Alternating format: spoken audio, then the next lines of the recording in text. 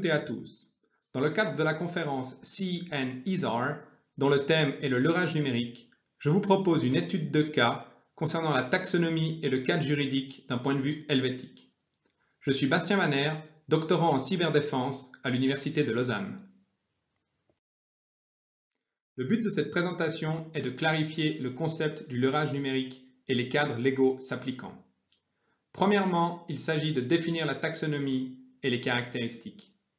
Deuxièmement, le cadre juridique sera exploré, en particulier dans le domaine du droit public international et du droit national public suisse. Troisièmement, une taxonomie et les obligations légales du leurrage numérique seront analysées. Enfin, des pistes de perspectives futures seront élaborées. Cette présentation ne traitera pas de la problématique de la provocation à l'infraction, parfois reprochée au leurrage numérique. Cela sera le thème de la prochaine intervention. Nous débutons avec l'introduction. De nombreuses techniques ont été développées pour augmenter la vitesse et la précision de la détection d'intrusion et rendre le travail du défenseur plus efficace. Mais peu de recherches sur les mécanismes qui rendent la vie de l'attaquant plus difficile et perturbent sa capacité à atteindre ses objectifs. Les techniques de leurrage numérique permettent d'influencer et de déstabiliser l'attaquant. Le défenseur, propriétaire des systèmes, choisit quelles ressources montrer à l'attaquant afin de le garder à distance et de mieux le contrôler. Il y a deux approches principales face à ces accès non autorisés. Premièrement, la détection et réponse aux incidents, et deuxièmement, la déception par des actions défensives sur les réseaux. Nous nous concentrerons dans cette présentation sur la deuxième approche. Débutons avec quelques définitions. Qu'est-ce qu'un leurre? Ce sur quoi on aurait tort de se fonder, ce qui trompe. Une simulation afin de se protéger ou appâter, telle la pieuvre ou le caméléon. Le leurrage numérique, ce sont des mesures de sécurité qui font référence à la tromperie, la supercherie, la duperie ou l'imposture dans le but d'augmenter la sécurité. C'est ce qu'on appelle dans le domaine militaire la déception, avec deux principes fondamentaux, la simulation où il s'agit de montrer le faux et la dissimulation où il s'agit de cacher le vrai. Ceci afin d'induire des conclusions erronées. Ces actions induisent ainsi des biais de perception, influencent l'état d'esprit, la prise de décision, la confiance, les croyances et le comportement pour finalement porter atteinte à l'esprit de l'adversaire. Le leurrage numérique est composé de deux principaux types d'outils, le honeypot et le decoy. Le honeypot permet d'attirer l'attaquant pour connaître ses tactiques, techniques ou procédures. Il détourne ainsi de la cible réelle en la masquant. Le but du honeypot est donc d'attirer l'attaquant ailleurs afin de l'éloigner de la cible de valeur et de récolter des informations sur la menace que représente cet attaquant. Le decoy, quant à lui, diffère du honeypot. Il est intégré dans le vrai réseau opérationnel et collecte également des informations sur l'attaquant. Son objectif principal, c'est de mettre l'attaquant dans la confusion, de masquer la réelle typologie du réseau. Ceci afin de ralentir ou d'empêcher l'attaquant de déployer son attaque. Et bien entendu, le decoy déclenche une alerte dès qu'on interagit avec lui. Le honeypot séduit donc l'attaquant afin de l'attirer loin des systèmes de valeurs. Le decoy rend quant à lui les valeurs réelles difficiles à identifier en occupant l'espace. Cela donne un avantage asymétrique au défenseur, réduisant ainsi le risque que les véritables valeurs soient attaquées en distrayant l'attaquant, en le forçant à entreprendre des actions supplémentaires, en le ralentissant ou en augmentant la probabilité qu'il soit détecté plus rapidement, perturbant ainsi sa progression. Le leurrage numérique a deux finalités, la collecte d'informations sur l'attaquant et la gêne dans ses attaques en le désorientant. Le leurrage numérique aurait-il également une sorte d'effet dissuasif? Les études ont démontré que le simple fait que l'attaquant suspecte la présence de techniques de déception agit déjà sur son comportement. Définissons maintenant les mesures passives et actives de cyberdéfense. Selon le manuel de Tallinn, les mesures passives de cyberdéfense sont là pour détecter et atténuer les cyberintrusions et les effets des cyberopérations qui n'impliquent pas le lancement d'une opération préventive, préemptive ou contre la source de l'attaque. Les mesures actives de cyberdéfense sont des actions de piratage pour atténuer les effets ou arrêter l'activité malveillante, pour obtenir des preuves techniques qui peuvent être utilisées dans le cadre de l'attribution. Il s'agit là de prendre des mesures de défense en dehors de l'infrastructure cyber défendue contre la source identifiée d'une cyberopération malveillante. Passons maintenant aux caractéristiques des mesures actives de cyberdéfense. Ce sont des actions défensives directes prises pour détruire, annuler ou réduire l'efficacité des cybermenaces contre les forces et les moyens amis. Selon Rosenzweig, ce sont les victimes qui peuvent pirater les pirates qui les attaquent. Il y a 3 catégories: la gêne, l'attribution ou l'attaque. La gêne est la moins agressive des formes de cyberdéfense active. Elle va au-delà des mesures passives de cyberdéfense, mais reste toutefois localisée sur le réseau du défenseur. Le leurrage numérique tomberait sous le coup de cette définition selon Rosenzweig. Selon Kello, les 3 caractéristiques principales des mesures actives de cyberdéfense sont le but défensif, l'emplacement hors périmètre et la flexibilité tactique. L'emplacement hors périmètre est la capacité à agir en dehors de ses propres systèmes et réseaux, soit dans des domaines adverses ou dans des domaines neutres. C'est l'élément central qui rend ce concept actif. La mesure active de cyberdéfense doit également être réactive, directe et en temps réel. La cyberdéfense active est donc toute action visant les infrastructures de technologie d'information et de communication de l'adversaire ou d'une tierce partie dans le but d'altérer, de réduire, d'annuler ou de détruire les capacités de l'attaquant d'effectuer la cyberattaque en cours. Passons maintenant au cadre juridique dans le domaine du droit privé et en particulier du respect de la vie privée et de la protection des données. Le leurrage numérique collecte une grande quantité de données, y compris des données personnelles. Selon le Règlement général à la protection des données, les gestionnaires de honeypot sont des responsables du traitement. Ils devraient donc se conformer à la législation en vigueur. Dans l'article de Sokol, il y a une distinction qui est faite entre le contenu des données, le contenu des communications, et les informations de transaction nécessaires à établir la communication. En outre, le concept d'intérêt légitime est capital pour la collecte des données personnelles par un honeypot, et une attention particulière devrait être apportée sur la durée de conservation des données. Enfin, Sokol préconise également, dans le partage et la publication d'informations, de pratiquer, autant que faire se peut, l'anonymisation. Dans le domaine du droit international, selon le manuel de Tallinn, le cyberespionnage en temps de paix n'est pas régulé par le droit international, mais la méthode choisie pour ce faire pourrait le violer. La règle 32 parle de l'utilisation d'honeypots par les États. Il s'agit ici de techniques de contre-espionnage, pour surveiller la façon dont un autre État mène ses cyberopérations, fournissant ainsi des informations précieuses sur les comportements et les capacités cyber de cet État. C'est un exercice des droits souverains de l'État qui crée le honeypot sur son propre territoire. Concernant l'utilisation d'un weaponized honeypot, soit un honeypot contenant des fichiers pouvant servir d'armes qui, une fois exfiltrés, provoqueront des perturbations ou des dommages importants dans le système cible. Il s'agit d'une question juridique d'attribution. La minorité d'experts est d'avis que l'opération est attribuable à l'État qui a créé le honeypot, et une telle opération viole au moins la souveraineté de l'État cible. Car l'État qui a placé les fichiers armés dans le honeypot a commis un fait internationalement illicite.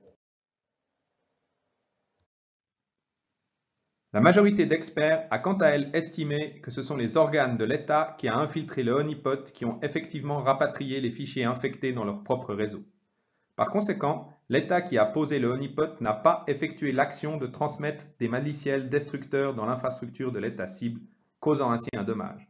Cette cyberopération ne lui est donc pas attribuable. La règle 123 du manuel de Tallinn stipule que les cyberopérations sont des ruses de guerre autorisées, telles que définies dans le protocole additionnel 1 des Conventions de Genève. Mais la perfidie est interdite.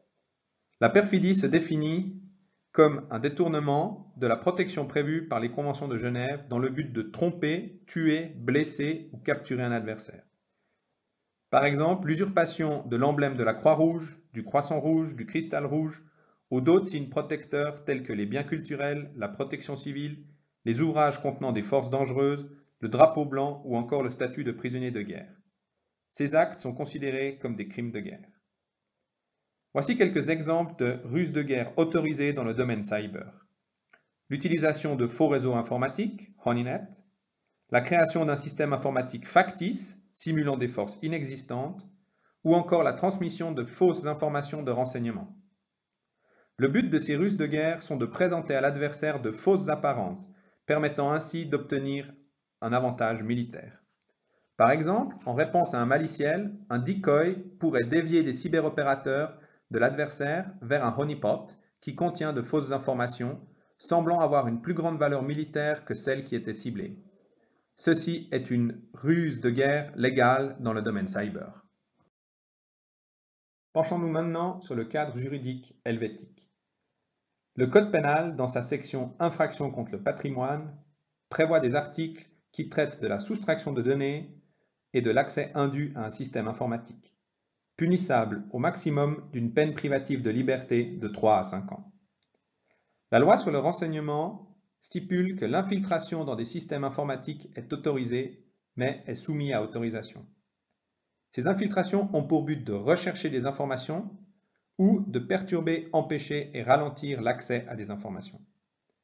Les conditions requises pour autoriser ces infiltrations sont que les systèmes et réseaux doivent être situés à l'étranger, que ces systèmes doivent attaquer une cible en Suisse et que la cible doit être une infrastructure critique.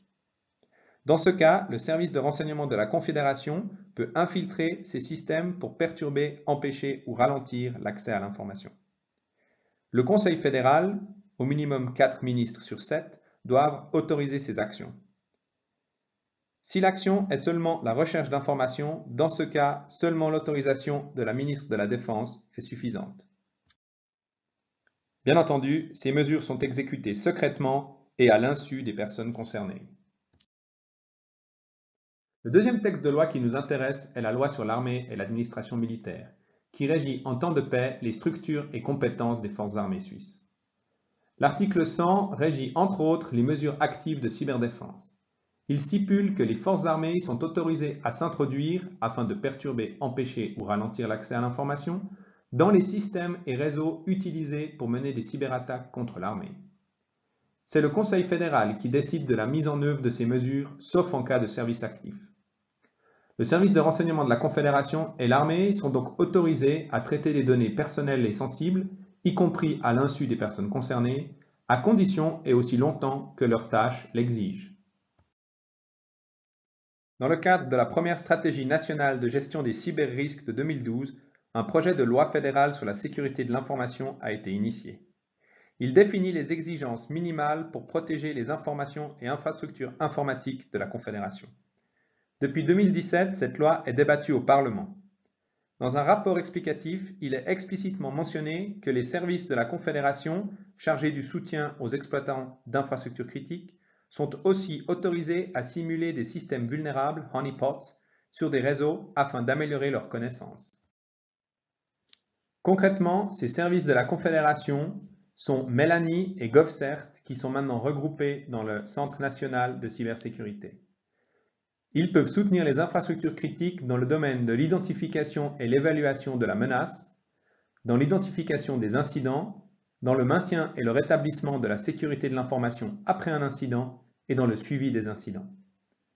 Ces services étatiques peuvent traiter des données personnelles. Ces données peuvent être communiquées aux exploitants d'infrastructures critiques et aux fournisseurs informatiques, ainsi qu'à l'étranger, pour autant que cela soit pour accomplir des tâches de cybersécurité. La durée de conservation des données ne devrait pas dépasser 5 ans. Passons maintenant à l'analyse de la taxonomie du leurrage numérique. Nous postulons que le leurrage numérique est une mesure passive de cyberdéfense. Certes, il fait partie des techniques évoluées de cybersécurité. En outre, il interagit avec l'adversaire et son esprit humain. Il est donc plus dynamique que les techniques basiques de cybersécurité. Le leurrage numérique permet également de gêner l'attaquant, mais cela n'en fait pas toutefois une mesure active de cyberdéfense. Les mesures actives de cyberdéfense sont actives car elles sont effectuées en dehors du périmètre, et elles ont pour but d'avoir un effet perturbateur pour faire cesser une cyberattaque. Cela n'est nullement l'intention ou la finalité du leurrage numérique. Les artefacts de leurrage numérique sont disposés au sein de la propre infrastructure du défenseur, et n'ont pas la capacité d'avoir pour effet de faire cesser les actions de l'attaquant. Au contraire, le but est d'attirer l'attaquant afin de collecter des informations sur ses TTP, par exemple avec un honeypot qui simule, ou alors de gêner la réussite de l'attaque en trompant et désorientant l'attaquant, avec un decoy qui dissimule. Le leurrage numérique n'est donc pas une mesure active de cyberdéfense, mais bien une mesure passive. Toutefois, on pourrait qualifier le leurrage numérique de mesure passive proactive, alors que la mesure active est réactive. En effet, la mesure active de cyberdéfense ne doit pas être effectuée avant que la victime ait été touchée par une cyberattaque. Elle en perdrait ainsi sa légitimité. Elle est une réaction, en ultime recours, face à une cyberattaque qui ne pourrait pas être stoppée par d'autres moyens. C'est donc l'attaquant qui a l'initiative. À l'opposé, dans le cadre du leurrage numérique, c'est le défenseur qui a l'initiative, vu qu'il influence la psyché de l'individu tentant une attaque. Le défenseur ayant préparé du leurrage numérique, il est proactif et il prend l'initiative dès qu'un adversaire interagit avec ses leurres. En conclusion, le leurrage numérique est donc une technique passive proactive de cyberdéfense, alors que le hackback est une mesure active-réactive de cyberdéfense. L'analyse du droit international a démontré que le leurrage numérique est légal. En effet, c'est une technique de contre-espionnage, un exercice légitime du droit souverain des États. Il permet d'obtenir des informations, de déterminer l'auteur, d'attribuer une cyberattaque ou encore de prendre des contre-mesures. Le leurrage numérique peut également être considéré comme une ruse de guerre, pour autant que cela n'en fasse pas un acte de perfidie. Il permet d'obtenir légalement un avantage militaire. Une limite toutefois dans la distinction entre les systèmes militaires et civils. En effet, camoufler un système militaire dans un environnement civil pourrait faire courir un risque important aux civils et pourrait donc ne pas être autorisé au regard du droit international. Cela risquerait de violer le principe d'interdiction de la perfidie, voire le principe de distinction. Concernant les Weaponized Honeypot, il s'agit ici de la zone grise. En effet, si les fichiers armés ont un effet perturbateur en dehors de son propre périmètre, il s'agirait ici de mesures actives de cyberdéfense, et donc plus de leurrage numérique, car la finalité dépasse la collecte d'informations, la gêne ou la désorientation. En effet, cela pourrait violer la souveraineté de l'État A qui a exfiltré les données et subi un dommage. Malgré tout, nous imaginons mal cet État revendiquer des contre-mesures, car sa souveraineté aurait été violée suite à des dommages reçus en exfiltrant lui-même des fichiers malveillants. Il faut tout de même rappeler que dans ce contexte, l'État A a pénétré en premier les réseaux de l'État B afin d'extraire des fichiers, même si ces derniers se sont révélés par la suite être des maliciels. In fine, c'est donc bien l'État B qui pourrait revendiquer des contre-mesures envers l'État A pour violation de la souveraineté. Le leurrage numérique est donc légal au regard du droit international, mais les limites imposées sont à prendre en considération lorsqu'un État prépare et utilise du leurrage numérique. En droit suisse, les mesures de leurrage numérique ne sont actuellement pas explicitement mentionnées. Elles ne sont donc pas autorisées ni interdites. Si une intrusion était détectée par du leurrage numérique, le droit pénal permettrait de poursuivre les auteurs. Une base légale existera le jour où la nouvelle loi sur la sécurité de l'information entrera en vigueur. Mais vu la légendaire lenteur du processus politique suisse, cela risque de prendre encore du temps. C'est la beauté du consensus, il s'agit ici de faire de bons compromis. Depuis l'été de cette année et la création du Centre national de cybersécurité, les services étatiques fédéraux ont de nouvelles prérogatives en matière de cybersécurité. Ils ont maintenant un intérêt légitime à traiter les données personnelles si elles sont utiles à la cybersécurité. Vu que le leurrage numérique n'est pas une mesure active et qu'il se déroule sur le territoire suisse, la loi sur le renseignement et la loi sur l'armée ne s'appliquent pas. Si une mesure de leurrage numérique devait être installée à l'étranger, alors dans ce cas, ces lois s'appliqueraient. Cela serait également le cas si un Weaponized Honeypot devait être installé en Suisse. Il faudrait prendre en considération les conditions requises dans les diverses ordonnances, en particulier que la cible attaquée doit être en Suisse, cela doit être une infrastructure critique et la cyberattaque doit provenir de l'étranger. In fine, c'est le Conseil fédéral qui déciderait de la mise en œuvre et qui porterait la responsabilité politique. En effet, ces mesures peuvent être considérées par les États étrangers comme une violation de leur souveraineté, leur permettant de prendre des contre-mesures envers la Suisse. On remarque que le cadre légal helvétique en cybersécurité est en train d'évoluer dans une direction plutôt autorisante pour les services étatiques fédéraux. Mais nous remarquons également qu'un certain nombre de garde-fous ont été mis en place pour encadrer la pratique du leurrage numérique en Suisse. En conclusion, que cela soit dans le monde animal ou militaire, Le leurrage est une technique de déception qui existe depuis plusieurs siècles. Il repose sur deux concepts fondamentaux, à savoir montrer le faux, la simulation, et cacher le vrai, la dissimulation. Des zones grises subsistent, en particulier dans la taxonomie ainsi que dans le cadre légal. Le leurrage repose sur l'interaction entre les êtres humains. Il s'agit d'inciter l'attaquant à opter pour un comportement prévisible, exploité par le défenseur. Quelques pistes de recherche futures. Est-ce que ces techniques vont garder autant d'intérêt avec l'automatisation et le développement de l'intelligence artificielle dans le cyberespace? Quid du risque de dérapage du leurrage numérique weaponized? Et enfin, quel rôle de régulateur voulons-nous dans ce clivage technolibéraliste juridico-étatique? Je vous remercie pour votre attention et je reste à votre disposition pour répondre à vos questions.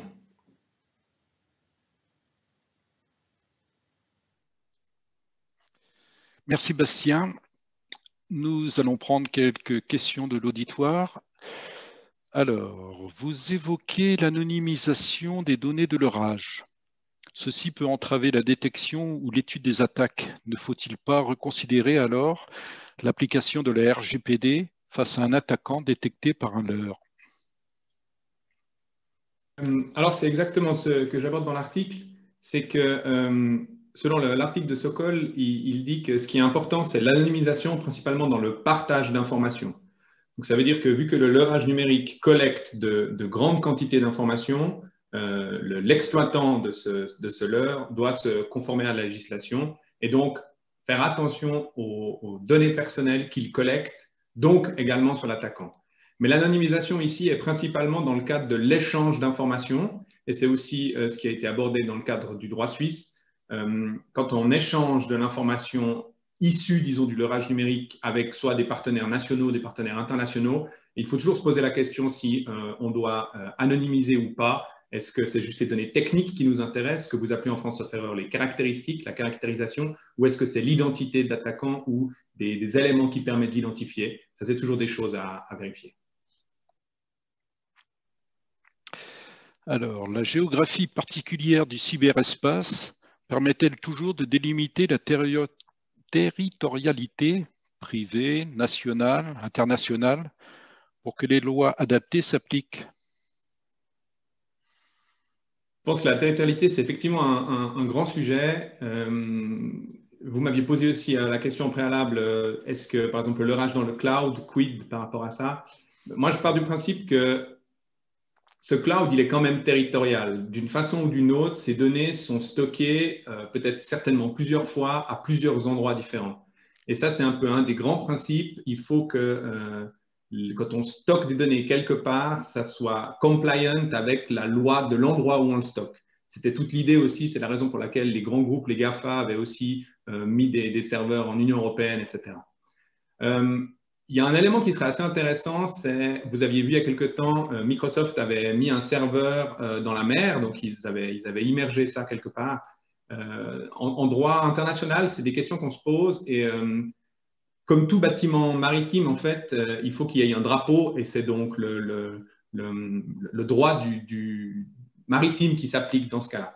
La question qu'on peut ici se poser, donc pour moi, oui, la territorialité s'applique. Il faut voir également dans quel cas, parce que c'est très complexe. Dès le moment où on a la même donnée qui est copiée 3 fois ou plus. Et la deuxième question, c'est de savoir quel droit s'applique. Est-ce que peut-être à l'avenir, on créera un droit international spécial sur la territorialité du cyberespace? À voir. Pour l'instant, les experts ne le veulent pas. Ils veulent appliquer les règles actuellement en vigueur. Mais on a vu que, par exemple, dans le droit maritime, il y a eu des règles qui ont été mises en œuvre au bout d'un moment. Donc peut-être que ce sera le cas également dans ce domaine-là.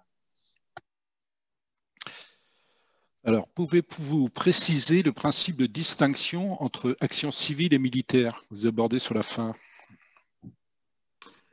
Oui, alors le principe de distinction, c'est un des 5 droits fondamentaux des conflits armés. Je rappelle que le but d'un conflit armé, enfin le but d'une attaque dans un conflit armé, c'est d'affaiblir l'armée adverse. Donc, comme d'autres principes très connus, comme la proportionnalité ou éviter les souffrances inutiles, les bombardements indiscriminés, comme ça avait été le cas pendant la Deuxième Guerre mondiale, que ce soit par les Alliés en Allemagne ou par les Allemands en Angleterre, c'est des choses qui sont juridiquement droit de la guerre interdit. Donc, dans le domaine cyber, en fait, une cyberattaque doit, dans le cadre d'un conflit armé, toujours être dirigée contre un objectif militaire et non pas contre un objectif civil. Et on sait que ça, à l'heure actuelle, c'est très compliqué parce qu'il y a beaucoup de civils qui travaillent derrière les entreprises militaires, disons, ou à l'État.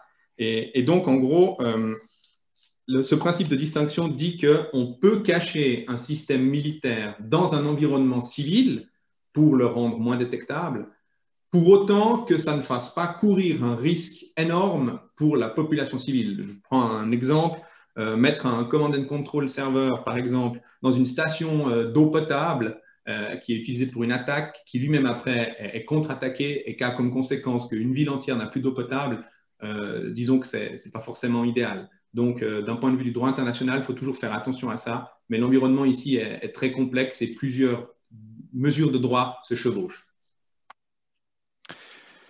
Alors, une autre question, quels sont les freins au fait que la loi sur la sécurité de l'information n'ait pas été approuvée depuis 2017 ? J'en parle dans la conclusion de la présentation. Je pense qu'ici, c'est un peu la légendaire lenteur suisse. On a des lois qui mettent des décennies, voire plus, à être débattues au Parlement. La bonne nouvelle, c'est que dans la dernière session du Parlement qui a eu lieu début décembre, on arrive à bout touchant de cette loi, enfin. Pour vous donner une idée, les débats à l'heure actuelle sont dans l'utilisation de ce qu'on appelle le numéro d'AVS, donc le numéro d'assurance sociale, où certains partis s'opposent à l'utilisation de cet identifiant comme identifiant généralisé pour toute la population suisse. Et le dernier vote qui a eu lieu début décembre a également été un non à 90 voix contre 87.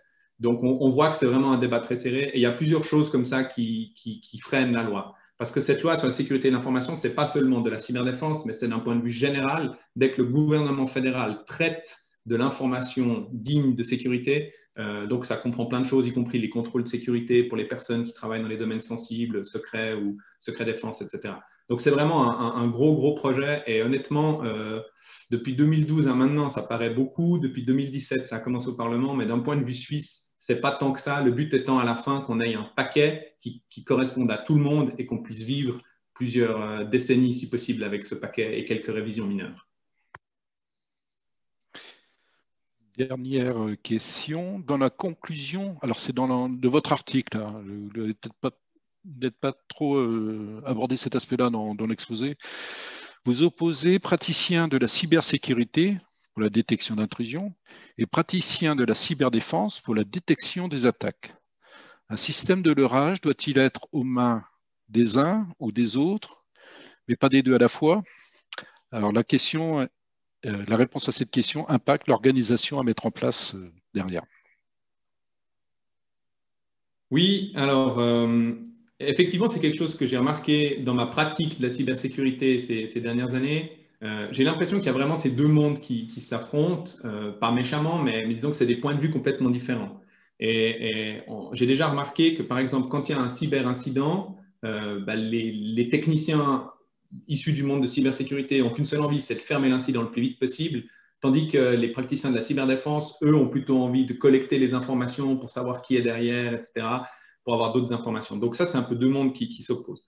Concernant le leurrage numérique, effectivement, d'un côté, j'ai l'impression que les techniciens sont là d'utiliser ce leurrage pour éviter les intrusions. Alors certes, dans le threat intel, gagner un petit peu plus d'informations. Mais d'un autre côté, il y a les praticiens de la cyberdéfense qui, eux, veulent éventuellement plus jouer avec. Et donc, dans l'installation d'un dispositif de leurrage, il y a deux mondes qui s'opposent parfois. Et je pense que vous avez raison. Peut-être c'est de nouveau un compromis suisse. À mon avis, la bonne solution, c'est de mélanger les deux. C'est-à-dire avoir des techniciens qui ont la connaissance fine du domaine et qui peuvent techniquement mettre ça en place d'une bonne manière et puis faire attention à certaines choses. Puis d'un autre côté, les praticiens de la cyberdéfense, donc plutôt les militaires, qui eux ont une vue d'ensemble et qui diront peut-être que ça a plus d'un intérêt d'un côté ou de l'autre. Bien, merci Bastien.